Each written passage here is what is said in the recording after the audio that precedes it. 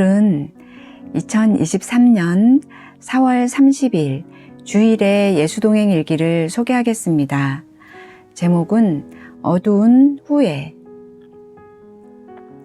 하나님, 주일을 보내다 보면 많은 순간 감동에 젖어듭니다. 오늘도 예배를 시작한 지 얼마 안 있어 사모님 안녕하세요 라는 소리에 놀라 뒤돌아보니 민준이가 예배실에 들어와 제게 손을 내미는 것이었습니다. 주일마다 잠 깨우기가 어려워 몇 주 동안 교회에 못 나온다는 소식에 지난 금요일에는 중보기도팀이 합심하여 기도하기도 했었습니다. 그런데 드디어 평안한 얼굴로 교회에 나온 민준이를 보니 얼마나 반갑던지요. 하나님께서 우리 기도를 들으셨음에 대한 감격이 밀려왔습니다. 또한 이 어려운 싸움을 잘 치러준 민준이와 그 엄마에게도 너무나 고마워 얼른 얼싸안고 사랑한다 말해주었습니다.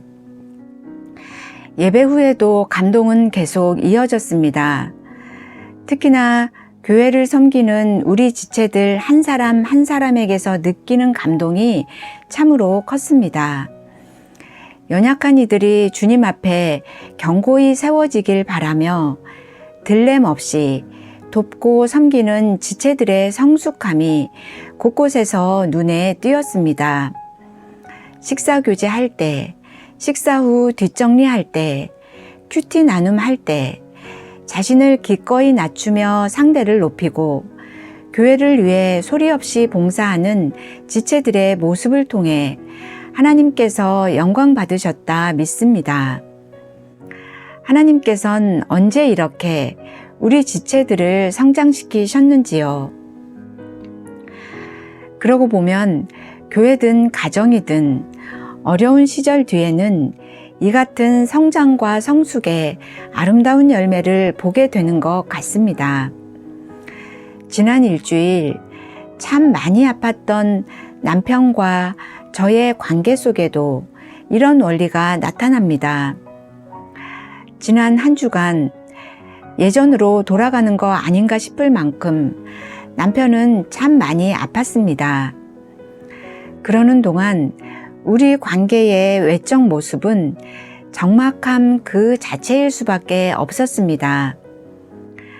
극한 통증에 시달릴 때의 남편은 일주일이든 열흘이든 아내와 자식에게 웃어주지도 대답해주지도 못하기 때문입니다.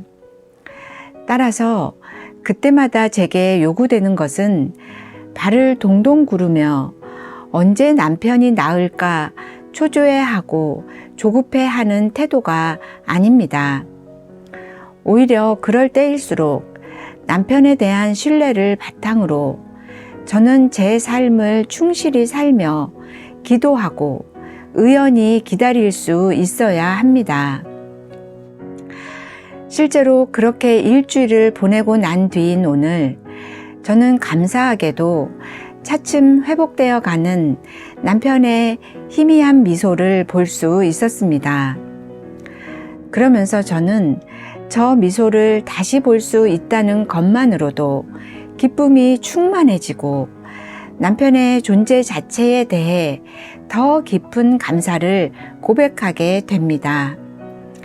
우리의 관계가 더욱 성숙해지는 것입니다. 생각해보면 하나님과 우리의 관계 속에도 이런 원리가 적용되는 듯합니다.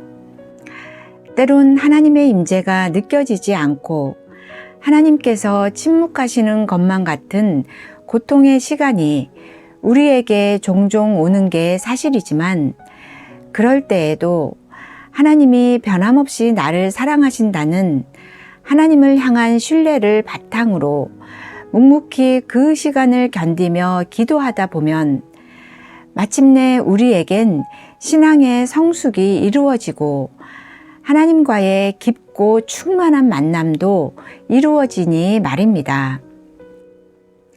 하나님, 오늘은 이 성숙이라는 코드로 많은 감동을 선물해 주셔서 감사합니다.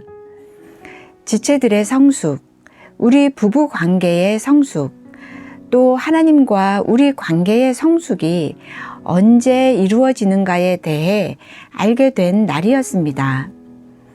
이와 같은 성숙의 열매가 모두 고통의 시간 뒤에 주어진다는 점에서 앞으로도 제가 고통의 음침한 골짜기를 지날 때에 소망을 잃지 않기를 기도하는 밤입니다.